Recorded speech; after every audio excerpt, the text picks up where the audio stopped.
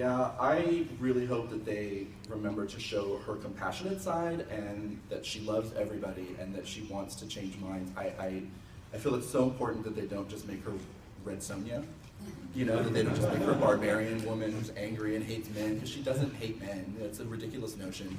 Like, it's really important that they capture her kindness, and that's what I'm afraid that they might not do, you know, but that's what I want more than anything. And I don't think her backstory is unrelatable. I think her backstory is every kid who's from an idyllic small town that wants to go out and make the world a better place. That's her backstory. That's the grounding of it. I mean, it's just that her small town is, you know, fabulous and has magic and stuff. But like, you know,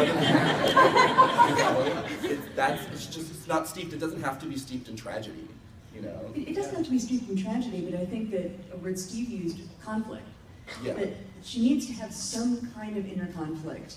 It doesn't necessarily have to be, you know, based on tragedy, but maybe it's, you know, idealism versus cynicism, or you know, strength versus compassion. I mean, I want to see her inner struggle. Well, I think usually the conflict in her origin story is that she's disobeying her mother and her people by leaving.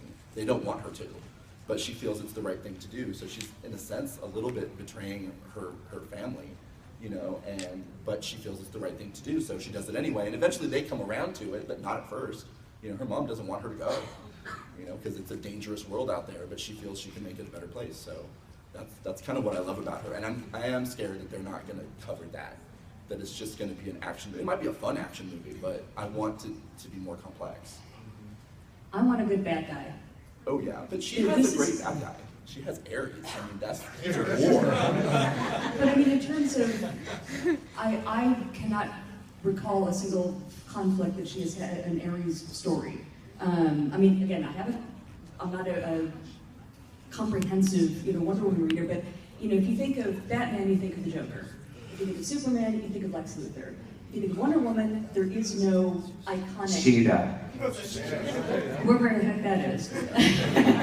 I mean, there's no like iconic opposite to her, and I think that it kind of depends on the backstory in a way, and her motivation will, I think, kind of dictate who is the best opponent to that. You know, if it's Superman versus Lex Luthor, it's brawn versus brains. And I think that for Wonder Woman, if we figure out what is her core value, then whatever is opposed to that would be her big villain. And if I had creative control of the Wonder Woman movie, that's what I would focus on, is finding a really solid bad guy who really pokes at her sore spots, who really challenges her in particular, and really challenges her to stick true to her principles.